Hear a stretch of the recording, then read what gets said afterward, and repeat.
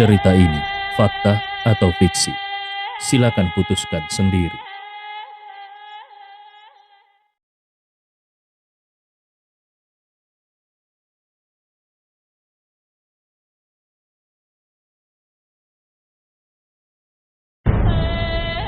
Cerita ini fakta atau fiksi?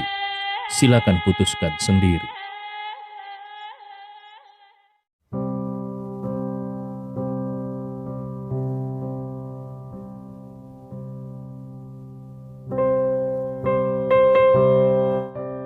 Bab 440 sampai 441. Jika Gustav tidak salah menebak, racun di tubuhnya ini tidak mematikan, tetapi bisa sedikit demi sedikit menggerogoti kekuatan dan garis darahnya, dan Tian yang rusak parah akhirnya menjadi seorang cacat. Ternyata ada racun seperti ini di Tiongkok. Sepertinya pria paruh baya itu benar-benar ingin menghancurkan dirinya. Namun, jika orang itu ingin merebut barang dari luar angkasa, mengapa tidak langsung membunuhnya, tetapi justru membuatnya menjadi cacat? Bukankah itu lebih merepotkan? Gustav berhenti berpikir, lalu mengambil sebutir pil dari makam reinkarnasi, dan langsung menelannya. Kemudian mengambil sebatang tumbuhan obat. Dengan 5 jari menggenggam tumbuhan itu, menjadi jus hijau dan meresap dan meneteskan di atas lukanya. Tumbuhan ini disebut tanaman penawar racun yang memiliki efek tertentu untuk meredakan racun. Setelah selesai, Gustav menuju ke apartemen dosen. Begitu lift terbuka, Gustav melihat seorang gadis berbalut piyama berdiri di depan pintu kamarnya. Matanya memancarkan kekhawatiran. Tentu saja itu adalah Wei Ying. Wei Ying terbangun dari tidurnya karena mendengar suara. Bahkan ia menemukan suara itu berasal dari kamar Profesor Ye. Sangat jelas. Apakah Profesor Ye mengalami masalah? Atau apakah orang di balik Tang Peng Fei yang datang untuk membalas dendam? Dia segera bangkit, bahkan tidak mengganti piyamanya, langsung mengetuk pintu Gustav. Namun karena tidak ada yang menjawab dalam waktu lama, hatinya menjadi cemas. "Wei Ying, kenapa kau ada di sini?" tanya Gustav sambil mengernyit. Mendengar suara di belakangnya, tubuh Wei Ying tersentak. Segera sadar dan dengan gembira melihat Gustav, lalu berlari kecil mendekat. Karena tidak memakai bra, bagian dadanya bergetar, tampak seksi dan menawan. "Profesor Ye, mengapa Anda kembali dari luar pada saat seperti ini? Aku mendengar ada suara besar di kamar Anda. Apakah ada pencuri?" Belum selesai bicara, Wei Ying memperhatikan pakaian Gustav yang sobek dan luka di dadanya. "Profesor Ye, Anda terluka?" Wajah Wei Ying berubah pucat. Detik berikutnya, dia langsung menarik tangan Gustav, membuka pintu kamarnya, dan berkata dengan penuh semangat, "Profesor Ye, ikut aku ke kamarku. Di sana ada alat untuk perban." Gustav menggelengkan kepala dengan enggan. Sebenarnya ingin menolak, tetapi sudah ditarik oleh Wei Ying ke apartemennya. "Profesor Ye, duduklah sebentar, tunggu aku." Wei Ying mempersilakan Gustav duduk di sofa, kemudian pergi ke kamar tidur untuk mengambil kotak P3K. Dia sepenuhnya lupa bahwa Gustav sebenarnya adalah seorang dokter. Namun Gustav juga tidak berniat menolak. Meskipun kemampuan penyembuhan dengan pil dan tumbuhan cukup cepat, tetapi tetap perlu dibalut. Tak lama kemudian, Wei Ying datang dengan membawa kotak P3K, mengeluarkan alkohol dan perban, lalu berkata kepada Gustav, "Profesor Ye, tolong lepas bajunya." "Baik." Gustav langsung melepas bajunya yang sobek, memperlihatkan otot yang sangat berotot, terutama otot dada dan perut yang bertekstur, memberikan kesan pertama yang sangat maskulin. Wei Ying pertama kali melihat pria bertelanjang dada di depannya, hampir seketika wajahnya memerah. Apalagi jaraknya sangat dekat. Profesor Ye ini tampak kurus, tetapi mengapa tubuhnya sangat bagus saat melepas baju?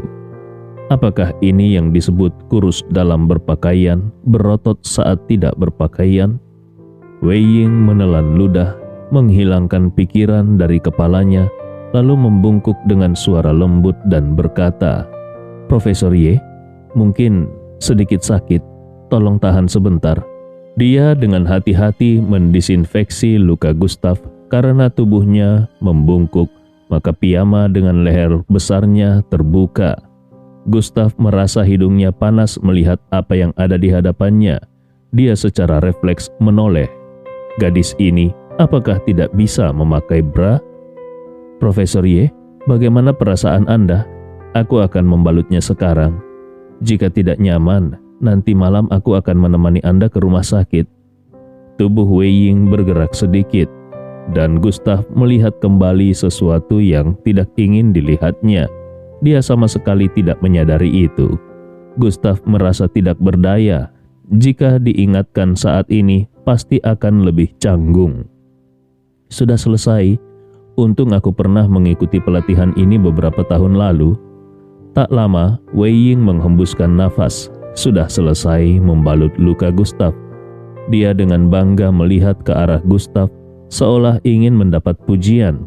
Tetapi melihat Gustav tidak bereaksi, dia mengikuti pandangan Gustav, secara refleks melihat ke bagian depan tubuhnya yang terpampang. Dia menyadari karena terburu-buru, dia bahkan tidak memakai pakaian dalam. Apakah Profesor Ye melihat semuanya? Saat itu, wajahnya memerah hingga ke leher. Tubuhnya tiba-tiba tegak, kaku seperti sebatang pohon pinus. "Terima kasih, sudah sangat malam. Anda tidur lebih awal, aku akan kembali." Gustav juga berdiri. Dia tidak ingin mengganggu lebih lama.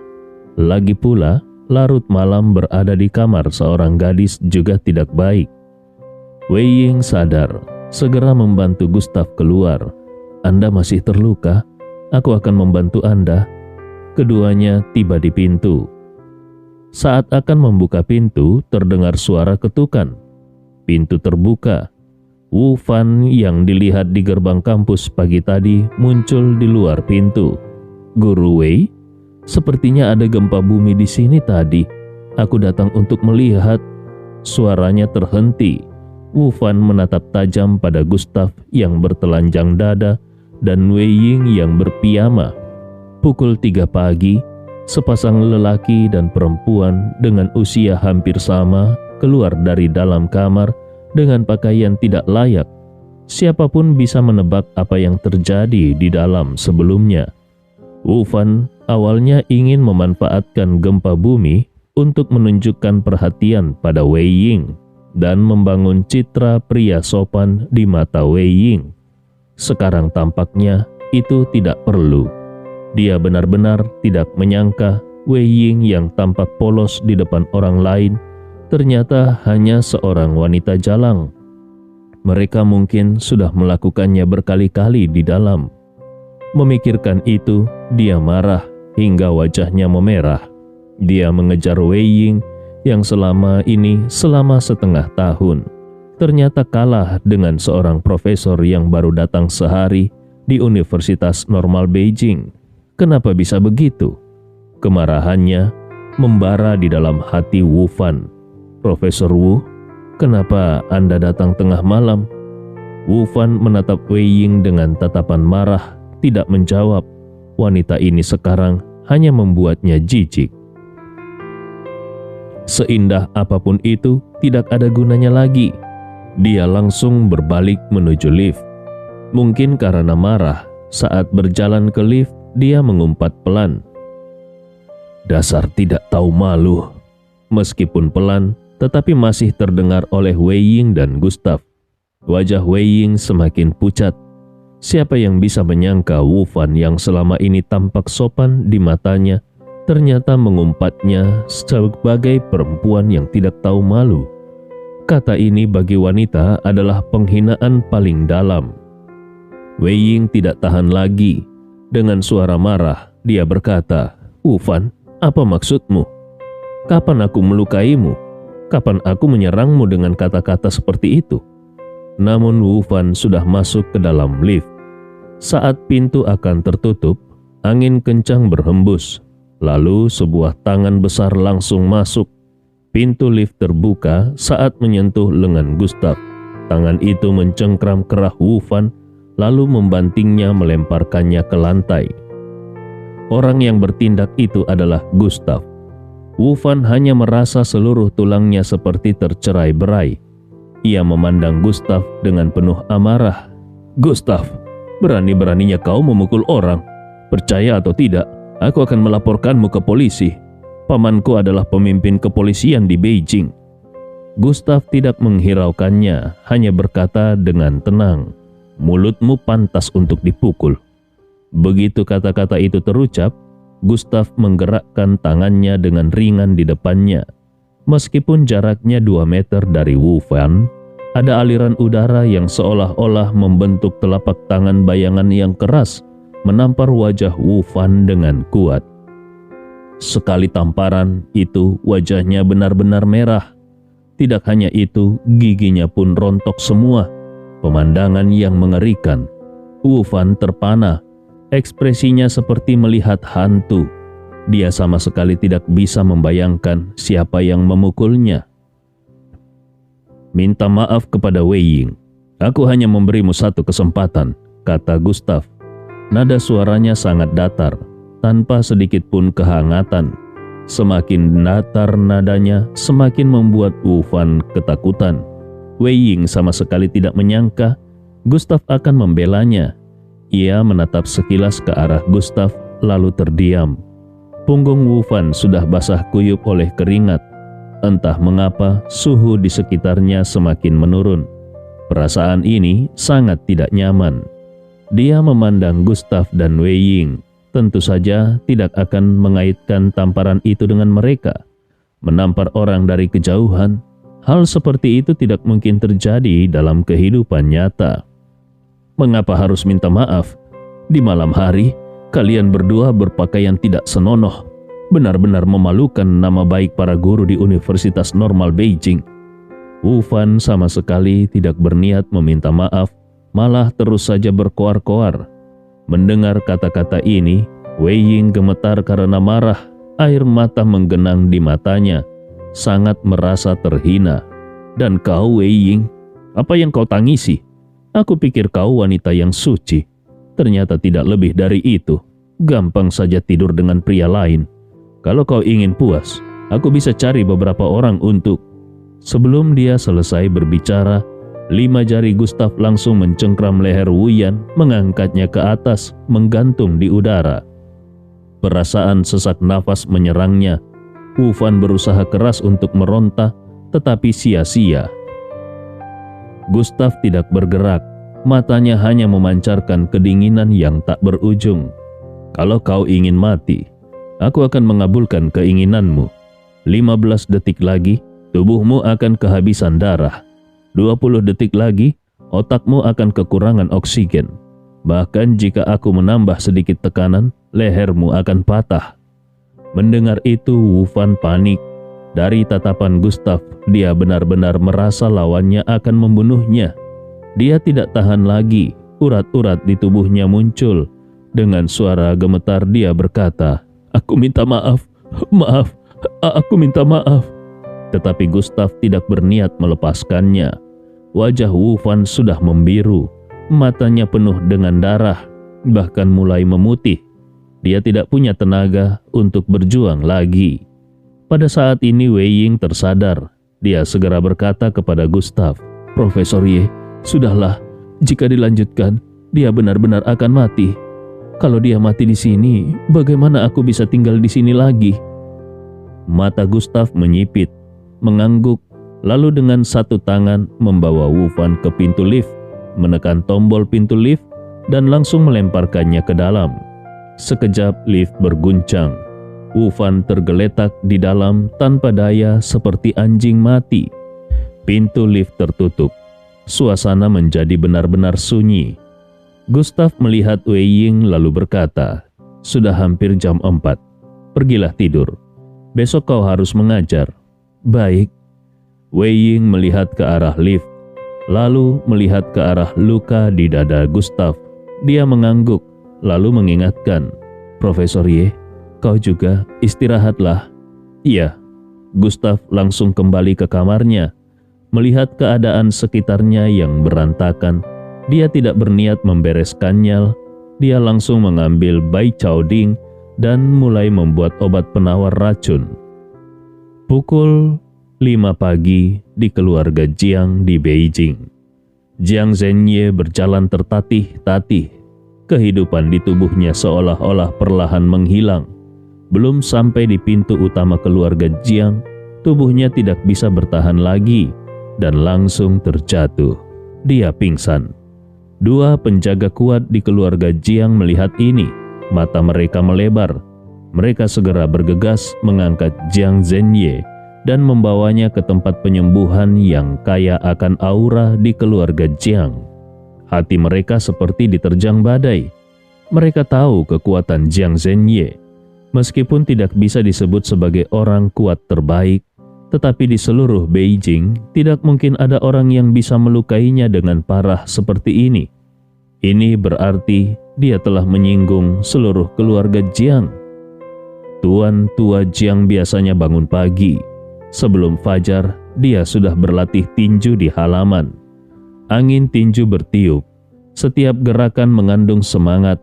Udara bergetar, medan magnet berubah. Tetapi segera dia berhenti, matanya menatap Jiang Zhenye yang dibawa masuk. Wajahnya berubah drastis.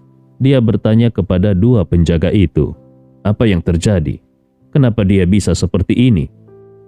Dua orang itu melihat tuan tua Jiang, tidak berani bernafas, segera menjelaskan, "Lapor tuan, kami menemukan Jiang Zhenye terluka parah di luar, dan kami berniat membawanya ke dalam untuk pengobatan." Tuan tua Jiang melangkah maju. Dua jarinya menyentuh dada Jiang Zhenye. Dia menemukan banyak tulang di tubuh Jiang Zhenye patah. Jika dia bukan seorang ahli bela diri, orang biasa sudah pasti celaka. Tidak hanya itu, semua energi kehidupan dan tenaga dalam Jiang Zhenye ternyata dikunci oleh sebuah kekuatan. Sekarang dia seperti seorang yang lumpuh. Yang aneh adalah dia tidak tahu kapan Jiang Zhenye akan bangun dari kondisi pingsan ini.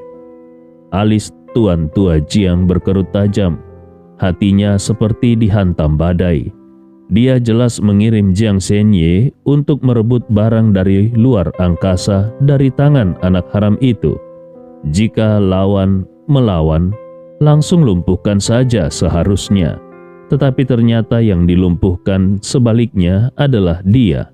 Bagaimana mungkin? Dia tidak percaya anak itu punya kekuatan untuk melukai Jiang Zhenye begitu parah. Anak dengan bakat yang biasa saja, meskipun menghilang semua selama 5 tahun, tidak mungkin punya kemampuan seperti itu ketika kembali.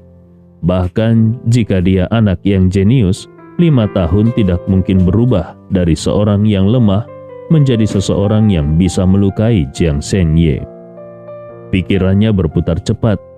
Satu-satunya penjelasan adalah Jiang Zhenye merebut barang dari luar angkasa itu, tetapi diserang oleh orang lain di tengah jalan. Seperti belalang yang menangkap jangkrik, tapi ada burung di belakang. Ada kekuatan lain yang tersembunyi. Tapi bagaimanapun juga, anak itu tidak bisa lepas dari tanggung jawab. Dalam pandangan tuan tua Jiang, anak itu nilainya jauh lebih rendah daripada Jiang Zhenye. Tanpa berpikir lebih lanjut, dia mengambil sebuah pil obat dan langsung memberikannya kepada Jiang Zhenye. Pil itu segera larut di mulutnya. Wajah pucat Jiang Zhenye memerah sedikit, tetapi tidak ada tanda-tanda pemulihan. Tuan tua Jiang memerintahkan orang untuk membawa Jiang Zhenye ke tempat penyembuhan dan memanggil beberapa dokter terbaik di Beijing. Hal yang aneh terjadi. Setelah beberapa dokter itu mengobati dengan berbagai cara, meskipun wajah Jiang Shenye sedikit membaik, tetapi dia tetap tidak sadar. Seolah-olah ada kutukan pada dirinya. Tuan Tua Jiang memanggil dokter satu demi satu, tetapi tidak ada hasil. Jiang Shenye sama sekali tidak menunjukkan tanda-tanda akan sadar. Bagaimana mungkin ini terjadi? Wajah tua Tuan Jiang sangat muram. Jika Jiang Shenye tidak bangun, dia tidak akan tahu apa yang sebenarnya terjadi malam itu. Cerita ini fakta atau fiksi? Silakan putuskan sendiri. Cerita ini fakta atau fiksi? Silakan putuskan sendiri.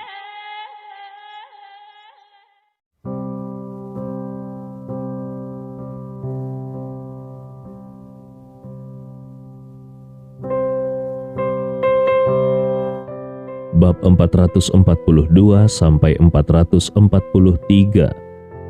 Tiba-tiba Tuan Tua Jiang memperhatikan 5 jari Jiang Shenye. Kelima jari itu terdapat sedikit noda darah dan racun hitam telah benar-benar hilang. Tampaknya cakar ini telah melukai lawan. Bocah itu mungkin sudah menjadi orang cacat.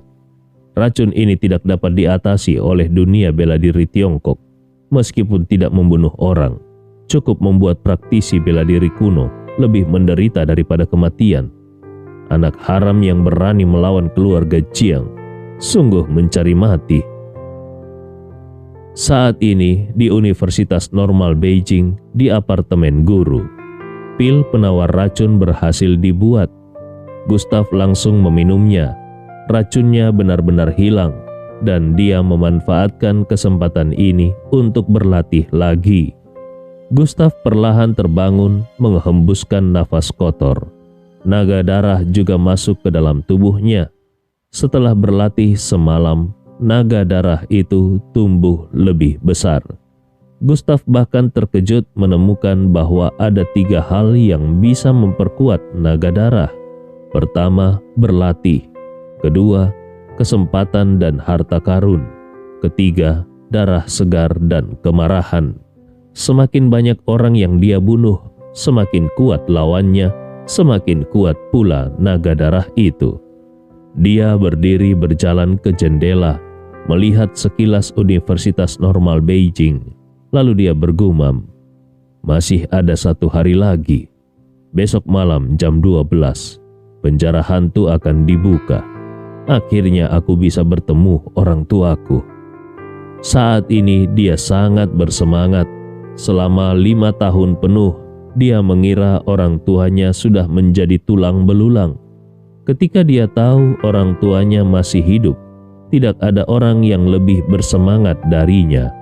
Apapun keluarga Jiang, apapun itu Lin Juelong, di hadapan orang tuanya, mereka tidak berarti apa-apa.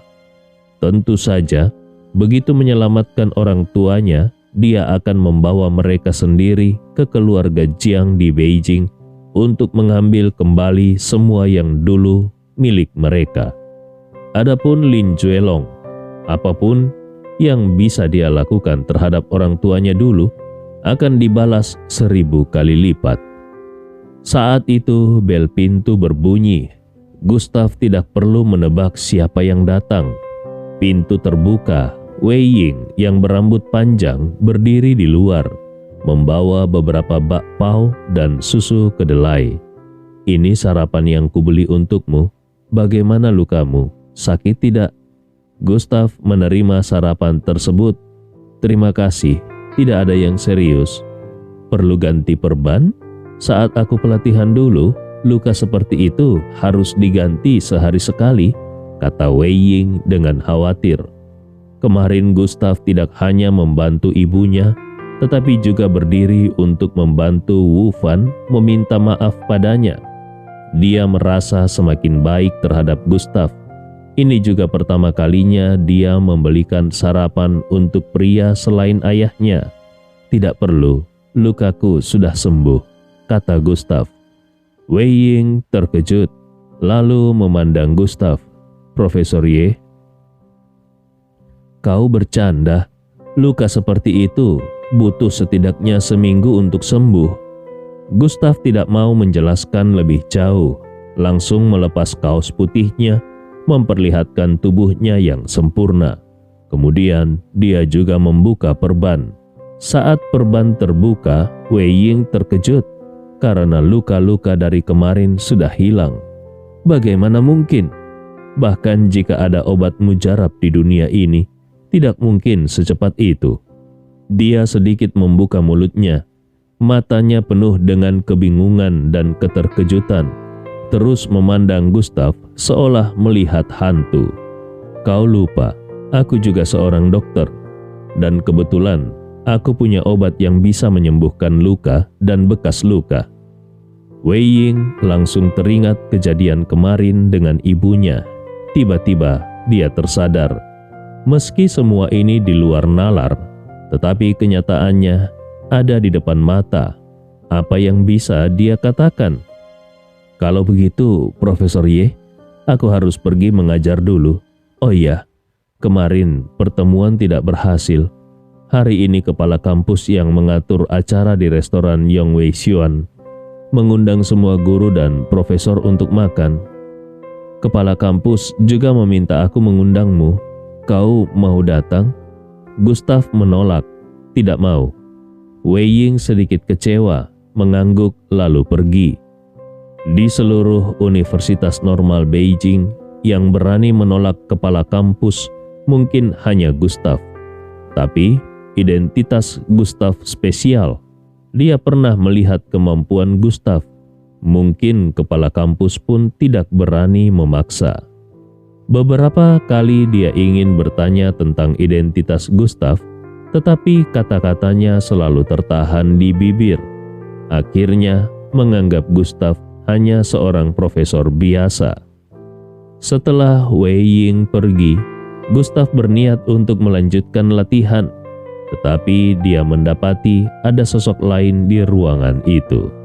Yang menyejutkannya adalah Lu Hansuang adalah orang itu.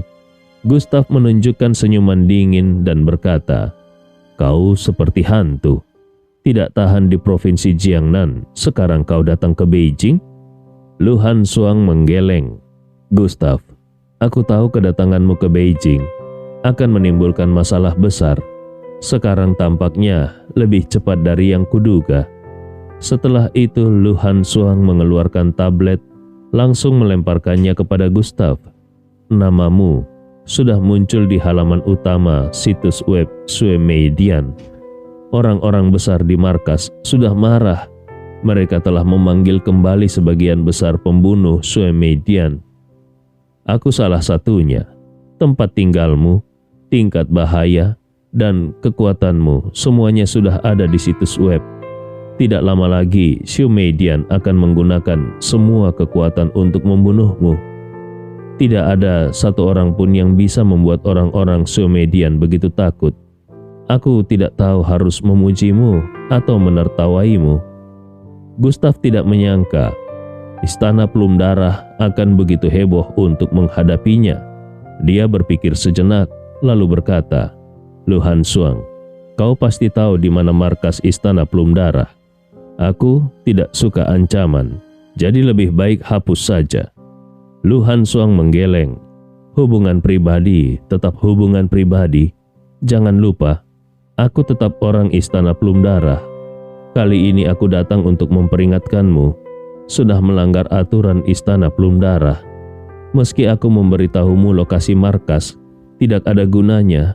Pergi ke sana hanya akan membuatmu mati lebih cepat." Gustav menyipitkan mata. Aura pembunuhan menyebar. "Lalu kenapa kau datang ke sini?" Lu Hansuang berdiri di jendela rusak, melihat ke lokasi kerusakan yang belum dibersihkan dari kemarin. Dia tiba-tiba berkata, "Aku datang hanya ingin mengingatkanmu satu hal. Di Beijing, kau tidak punya dasar yang kuat. Kekuatanmu belum cukup.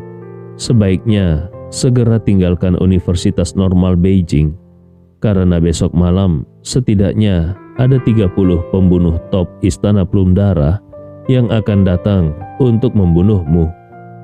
Kali ini beberapa tetua juga akan turun tangan. Istana Plum Darah telah mengatur jebakan, memanggil para ahli, siap untuk membuatmu mati tanpa tempat untuk dikubur. Suara dingin menggema di seluruh ruangan. Saat ini ekspresi Gustav agak aneh, bukan karena dia takut pada pembunuh Istana Plum Darah, tetapi waktu itu kebetulan bersamaan dengan pembukaan penjara hantu. Sama-sama besok malam, siapa yang tahu kerusakan apa yang akan terjadi di Universitas Normal Beijing besok. Masalahnya, begitu ada konflik, akan muncul terlalu banyak kekuatan yang tidak terkendali. Lu Hansuang menyadari keheranan Gustav. Dia tersenyum kecil. Ternyata orang ini juga bisa takut. Dia pikir Gustav tidak takut apapun. Aku sudah katakan, terserah kau mau tinggal atau pergi. Mungkin segera berita ini akan tersebar di kalangan pembunuh Tiongkok. Jika kau tidak pergi, kau tidak akan melihat matahari lusa. Setelah itu Lu Hansuang melompat turun, meluncur dengan kabel baja penuh gaya. Dan di ruangan itu hanya tersisa Gustav. Dia menyipitkan mata setelah berpikir lama, akhirnya mengeluarkan batu hitam, langsung memasuki makam reinkarnasi. 30 ahli top, siapa yang peduli? Satu dewa kuno sudah cukup. Saat ini di makam reinkarnasi, Gustav menuju kedua batu nisan itu. Besok malam penjara hantu akan terbuka dan tidak boleh ada kesalahan sedikit pun. Pavilion Bunga Berdarah telah mempersiapkan jebakan besar untuk membunuhnya dengan menggunakan segala cara. Tetapi mereka lupa bahwa dia memiliki satu julukan lainnya, pemburu. Karena besok malam Pavilion Plum Bunga Darah berniat untuk melawannya, maka dia akan memastikan tidak ada satupun dari mereka yang hidup sampai besok. Dia tidak ingin ada perubahan saat penjara hantu terbuka pada pukul 12 besok malam. Tidak ada yang berhak menghalangi. Jika ada yang menjadi penghalang, akan dihapus. Istana Plum Darah sebagai salah satu organisasi pembunuh teratas di Tiongkok memiliki kekuatan besar dalam dunia seni bela diri. Kekuatannya tentu tidak bisa diremehkan. Menyerang sendirian akan sangat sulit. Satu-satunya cara adalah mengandalkan makam reinkarnasi itu. Namun, dia tidak berani untuk segera memicunya. Kesempatan untuk memicu kekuatan kuno harus tepat. Jika tidak, hanya akan sia-sia. Setelah memastikan bahwa dua makam reinkarnasi itu bisa dipicu, dia menghubungi Xiang Chengdong dari aliansi obat. Jika Lu Hansuang tidak memberitahu, apakah dia tidak akan bisa mengetahuinya? Dalam hal status, Xiang Chengdong setara dengan orang dari Biro Seni Bela Diri Tiongkok. Meskipun kekuatannya tidak setara dengan orang dari Biro Seni Bela Diri tersebut, dia pasti tahu tentang beberapa hal di dunia seni bela diri Tiongkok. 20 menit lagi, bertemu di depan gerbang kampus. Di ujung telepon, Xiang Chengdong sedikit terkejut, lalu setuju. Baik Tuan Ye, kebetulan aku juga ada sesuatu yang ingin dibicarakan dengan Anda. 20 menit kemudian, di depan gerbang kampus Universitas Normal Beijing. Di dalam mobil Maybach, pintu jendela tertutup, mengisolasi semua suara. Gustav melihat Xiang Chengdong. Dia hendak berbicara ketika Xiang Chengdong menyerahkan sebuah dokumen kepadanya. Tuan Ye, aku baru saja mendapat kabar bahwa Pavilion Bunga Darah berencana untuk menyerang Anda besok. Mereka bahkan telah menghentikan tugas para pembunuh tingkat atas dan memanggil mereka kembali secara khusus. Gustav melihat sekilas dokumen itu, lalu melemparkannya ke mobil. Aku sudah tahu. Tuan Ye, apakah Anda memerlukan aliansi obat untuk membuat pernyataan resmi? Jika kita menyebarkan kabar ini, Istana Plum Darah akan mengetahui bahwa Anda berhubungan dengan aliansi obat. Mereka tidak akan berani bertindak sembarangan. Meskipun mereka masih akan mencoba membunuh Anda, itu akan menunda waktu beberapa hari. Benar-benar bajingan seni bela diri. Suara Xiang Chengdong terdengar marah. Gustav menggelengkan kepalanya. Tidak perlu. Aku mencarimu untuk hal ini.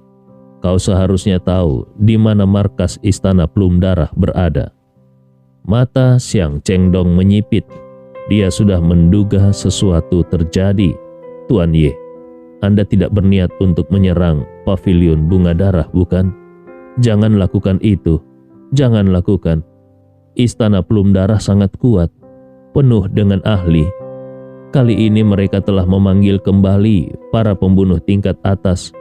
Markas mereka pasti sangat berbahaya. Tolong pikirkan lagi. Aku tidak perlu nasihatmu. Aku hanya ingin tahu di mana markas pavilion bunga darah. Jika kau tahu, katakan. Jika tidak, hubunganku dengan aliansi obat berakhir di sini. Kata-kata Gustav penuh dengan suara dingin dan ancaman.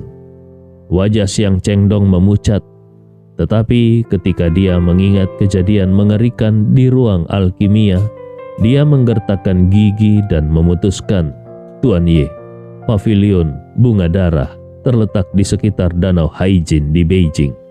Di sana ada informasi yang jika dibuka akan memperlihatkan markas Istana Plum Darah itu.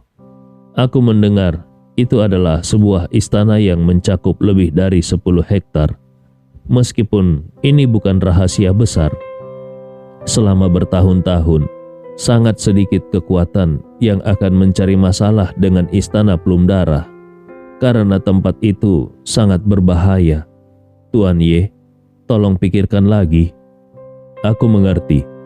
Gustav membuka pintu mobil dan turun.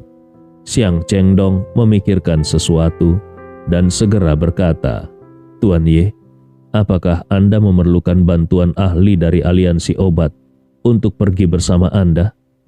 Tidak perlu, aku bisa sendiri. Pintu mobil ditutup. Xiang Chengdong tenggelam dalam pemikiran. Meskipun di ruang alkimia hari itu, Gustav memicu petir surgawi, menghancurkan sihir seorang ahli dan penjara hantu. Tetapi itu adalah hanya sihir seorang ahli dari penjara hantu.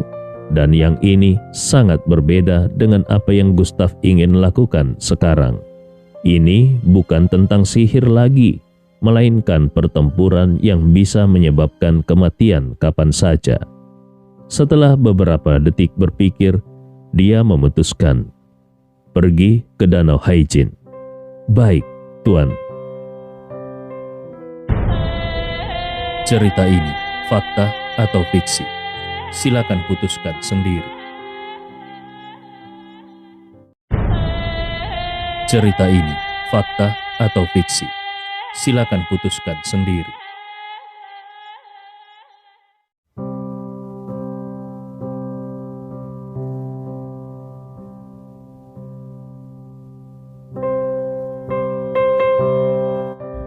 Bab 444 sampai 445. Saat ini di Biro Seni Bela Diri Tiongkok, Zheng Renju memiliki kebiasaan untuk login ke situs web Pavilion Plum Darah setiap hari. Bagaimanapun, dia mengelola Biro Seni Bela Diri Tiongkok. Jika dia menemukan nama-nama yang tidak seharusnya ada di daftar pembunuhan Istana Plum Darah, dia akan mengirim orang untuk memperingatkan. Hubungan Biro Seni Bela Diri Tiongkok dengan Istana Plum Darah biasanya biasa-biasa saja, karena satu pihak adalah benar dan yang lain adalah jahat. Tidak bisa terlalu dekat, karena akan menjadi kontroversi. Dalam pandangannya, meskipun pavilion Bunga Darah adalah organisasi pembunuh nomor 1 di Tiongkok. Mereka tetap berada di bawah yurisdiksinya selama mereka membunuh di Tiongkok. Namun lebih sering, Biro Seni Bela Diri Tiongkok tidak akan campur tangan. Alasannya bukan untuk dipahami oleh orang-orang di tingkatnya. Zheng Renju membuat secangkir teh, hendak menyeruputnya ketika dia melihat gambar dan teks besar di halaman depan situs web Istana Plum Darah. Wajahnya berubah menjadi sangat aneh. Detik berikutnya, dia tersenyum menyeringai, senyuman yang sangat dingin, karena gambar besar itu bukan orang lain melainkan Gustav. Terakhir kali bawahannya menyewa pembunuh tingkat atas dari Istana Plum Darah untuk membunuh Gustav di provinsi Jiangnan. Tetapi hasilnya gagal. Gustav masih hidup.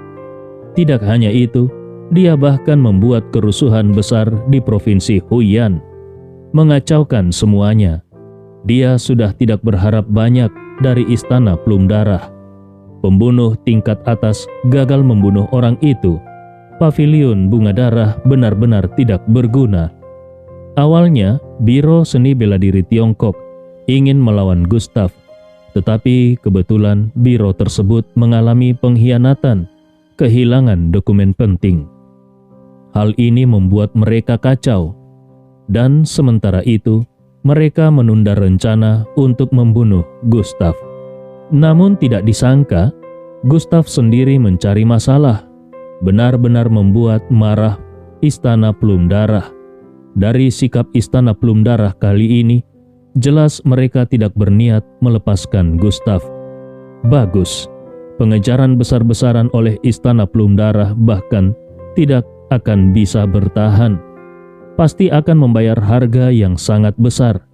Saat merasa gembira, Zheng Renju memperhatikan alamat di gambar itu, Universitas Normal Beijing. Matanya menyipit, segera mengerti sesuatu. Sepertinya bocah itu berniat masuk penjara hantu. Hahaha, benar-benar berpikir semudah itu. Bahkan jika kau lolos dari pengejaran Paviliun Bunga Darah, Biro Seni Bela Diri Tiongkok tidak akan membiarkanmu masuk. Saat ini di Beijing, di Danau Haijin. Daerah ini terletak di pinggiran barat Beijing, sangat terpencil. Sebagian besar adalah lahan pertanian. Pemerintah Beijing belum membuat rencana untuk tempat ini. Danau Haijin adalah danau air tawar kecil. Dinamai karena beberapa ratus tahun lalu ada orang yang mencari emas di sini. Gustav turun dari taksi. Angin dingin terasa bertiup. Tempat ini terasa agak suram. Tempat yang disebutkan Siang Chengdong. Seharusnya di sekitar sini. Gustav menutup matanya, bisa merasakan gelombang formasi di bawah tanah. Bahkan medan magnet pun berubah. Matanya dipenuhi dengan niat membunuh. Bayangan naga darah dalam tubuhnya meraung, penuh semangat tempur. Mengikuti intensitas energi formasi bawah tanah, Gustav berjalan menuju hulu Danau Haijin. Semakin ke atas, tekanan udara semakin rendah, membuat orang merasa tidak nyaman. Tiba-tiba, mata Gustav menyipit. Dia melihat daun-daun gugur di kejauhan jatuh ke satu sisi saja. Sangat aneh. Jelas arah daun yang jatuh adalah tempat pintu masuk Paviliun Plum Darah. Gustav mengarahkan pandangannya ke arah yang ditunjukkan oleh daun yang jatuh.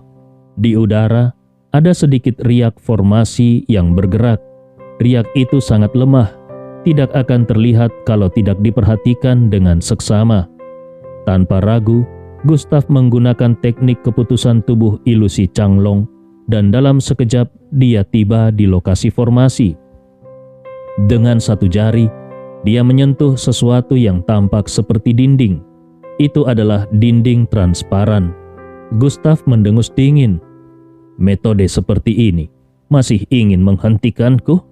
Padahal kukira Istana Plum Darah memiliki formasi yang lebih kuat.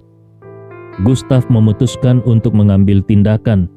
Dia memaksa setetes darah segar keluar dari jarinya. Darah segar menembak ke formasi dan menyebar sepenuhnya. Formasi tampak terpengaruh dan mulai bergolak. Kemudian, Gustav mengeluarkan pedang pembunuh naga dan menebaskannya. Ki pedang yang membawa niat membunuh yang dingin dan merobek dinding formasi. Sebuah celah segera muncul. Di dalamnya ada dunia yang sangat berbeda. Sebuah bangunan megah seperti istana berdiri di sana. Bangunan itu sangat besar, megah, dan aura spiritualnya jauh lebih kuat daripada di luar. Siapa yang bisa menyangka bahwa di sebuah ladang pertanian yang terbengkalai di pinggiran barat ibu kota ada tempat berharga seperti ini? Gustav merobek celah formasi hingga cukup besar untuk dilalui seseorang, lalu langsung masuk ke dalam formasi itu. Begitu masuk, dua suara keras terdengar di telinganya. "Siapa kau? Kenapa kau keluar dari sini?" Gustav mengarahkan pandangannya ke arah suara tersebut dan menemukan dua pria kekar berpakaian hitam menatapnya dengan tajam. Pada bagian dada pakaian mereka ada bunga plum merah darah yang tercetak dengan aura pembunuhan yang pekat. Istana Plum Darah. Kedua orang itu jelas melihat pakaian Gustav yang aneh dan kembali bersuara dengan waspada. "Siapa kau? Tunjukkan perintah Plum Darah. Kalau tidak, kau akan mati." Bahkan senjata di tangan mereka sudah siap untuk menyerang dan membunuh Gustav kapan saja. Gustav memindai sekitarnya dengan kesadaran spiritualnya dan menemukan tidak ada orang lain di sekitar. Lalu dia menunjuk kepada dirinya sendiri dan berkata, "Kalian bertanya padaku?" Salah satu dari kedua orang itu berkata, "Tentu saja. Memangnya selain kau, ada siapa lagi di sini?" Gustav tertawa dingin. "Aku datang untuk menghancurkan istana Plum Darah kalian." Setelah kata-katanya selesai diucapkan, Gustav langsung bergerak. Aura pembunuhan di sekitarnya bergetar, energinya meledak, dan ki sejati yang ditekan di dalam tubuhnya meluncur keluar seperti sungai yang mengalir. Tubuhnya langsung melewati dua orang tersebut. Terlihat seolah tidak ada gerakan, tetapi sebenarnya tak terhitung berapa banyak ki sejati yang merobek ke segala arah, seperti niat pedang yang menyapu segalanya. Dua orang itu awalnya ingin melawan, tetapi mereka menemukan tubuh mereka tidak bisa bergerak. Tekanan yang dikeluarkan anak muda yang tiba-tiba muncul ini seperti gunung besar yang menekan mereka. Kekuatan macam apa ini? Sebelum mereka bisa bereaksi, tubuh mereka memancarkan darah seperti mata air dengan luka yang terbuka. Mereka bahkan tidak punya kesempatan untuk menekan tombol merah di pinggang mereka karena tubuh mereka langsung jatuh. Darah menyebar di tanah. Gustav tidak peduli pada mereka dan menuju ke dalam. Dia bahkan malas mengurus mayat-mayat itu. Kekuatan dua orang itu terlalu lemah. Tidak pantas baginya untuk bergerak mengurusi mereka. Pandangan matanya tertuju pada aula megah di kejauhan. Pasti para ahli istana Plum Darah ada di dalamnya. Dia akan menangkap pemimpin duluan. Kalau bisa mengambil alih istana Plum Darah, itu akan menjadi hal yang baik. Dia membutuhkan kekuatan di Beijing. Kalau istana Plum Darah bersedia bergabung dengan istana kegelapan, maka dia akan membiarkan Raja Nanjiang, yaitu Ye Lingtian, mengelola kekuatan baru ini. Kalau istana Plum Darah tidak bekerja sama, maka hari ini dia akan membuat darah mengotori langit. Mata Gustav berkilat dengan aura dingin, seperti dewa kematian dari neraka 9 lapisan, dan dengan cepat menuju aula besar. Sementara itu, di dalam aula besar, ada hampir 50 pembunuh top istana Plum Darah yang sedang berkumpul. Orang-orang ini ada yang tua, ada yang muda, bahkan ada wanita seksi. Mereka ahli dalam menyamar, membunuh dengan tak terlihat, dan memiliki kekuatan bela diri yang sangat kuat. Mereka bukan hanya menjalankan misi di Tiongkok, beberapa dari mereka bahkan menjalankan misi di luar negeri. Kalau peta Istana Pelum Darah hanya di Cina, itu tidak akan memenuhi ambisi pemimpin Istana Pelum Darah. Di atas platform yang tinggi, ada kursi batu yang diukir seperti harimau yang turun gunung. Permukaan kursi batu itu dipenuhi aura spiritual dan bernilai tinggi. Dan yang duduk di kursi batu itu adalah Ketua Istana Pelum Darah, Zan Tao. Di sekeliling Zan Tao ada aura pembunuhan yang sangat kuat dan mengarah ke langit. Seolah ingin memecahkan aula besar ini, matanya sangat kecil, tetapi hanya dengan satu pandangan saja, tatapan matanya bisa membuat orang merasa takut. Tiba-tiba Zan Tao berdiri, matanya menyapu seluruh ruangan, dan dia berbicara kata demi kata. Kalian semua pasti tahu kenapa aku meminta kalian menghentikan tugas kalian dan datang ke sini. Di bawah terdengar suara raungan yang sangat serempak. Kami tahu. Lu Hansuang dan Ling Feng juga ada di antaranya. Zan Tao mengangguk dan dengan tangan di belakang dia berkata, "Sejak ayahku menyerahkan Istana Pelum Darah kepadaku, Istana Pelum Darah hampir tidak pernah menghadapi lawan yang sulit, apalagi mengalami kegagalan berturut-turut. Tetapi sekarang, orang yang melanggar aturan Istana Pelum Darah telah muncul. Apa yang harus kita lakukan?" Raungan yang mengguncang aula terdengar lagi.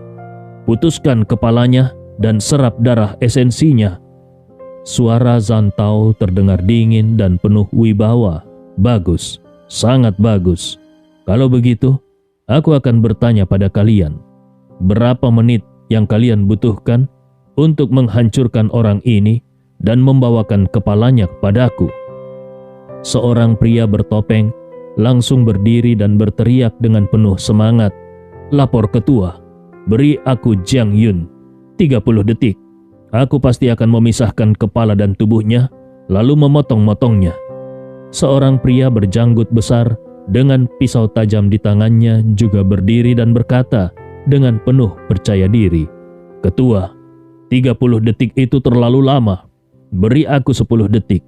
Aku sendiri yang akan memutar lehernya. Anak itu tidak akan punya kekuatan untuk melawan.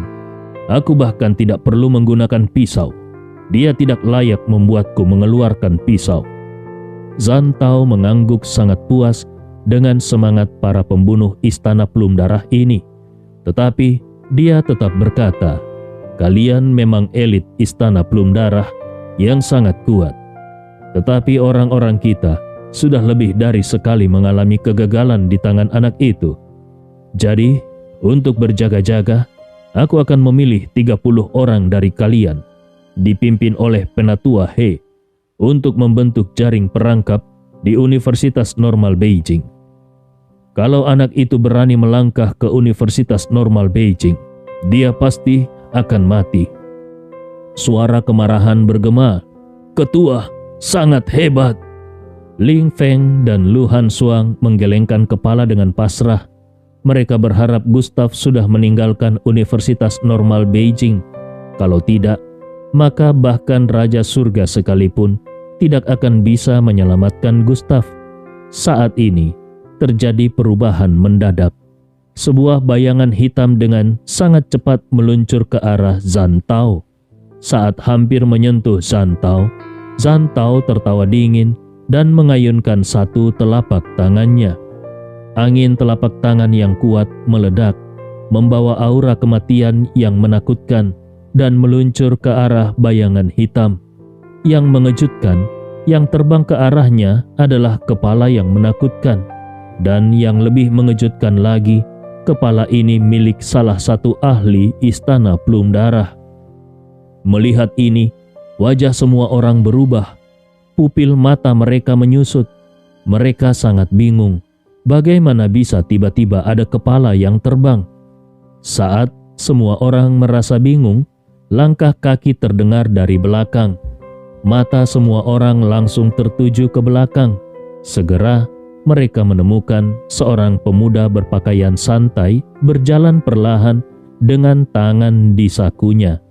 Pemuda itu berjalan dengan tenang, auranya juga tenang. Saat melihat wajah pemuda itu, ekspresi semua orang hampir membeku. Aula besar seperti kuburan di tengah malam, bahkan suara nafas pun tidak ada.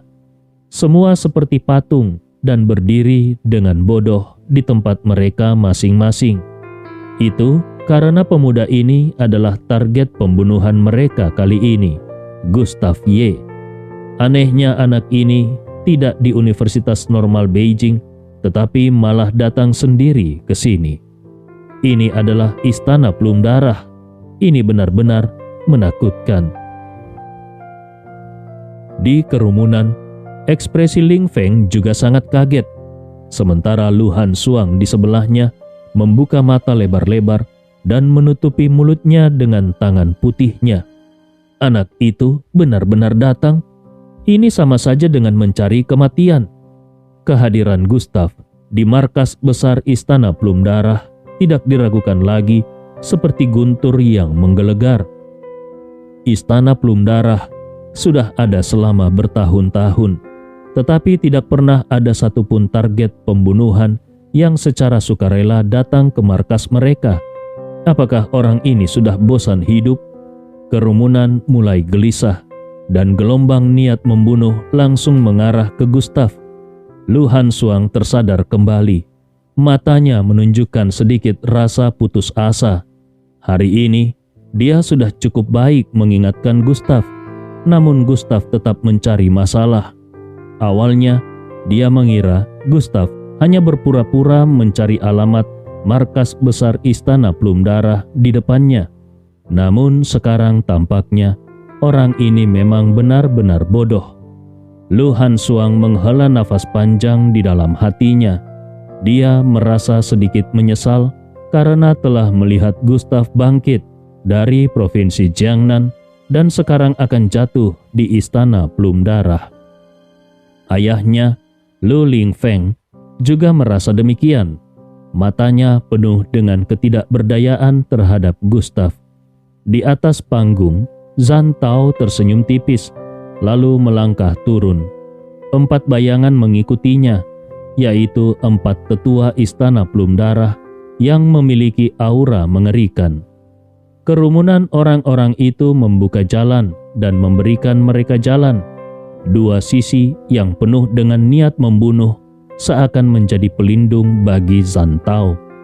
Saat ketua istana Plum Darah, Zhan Tao, berada 10 meter dari Gustav, dia berhenti dan berkata, "Sepertinya para ahli istana Plum Darah yang ada di luar sudah kau bunuh, bukan?" Gustav tidak menjawab.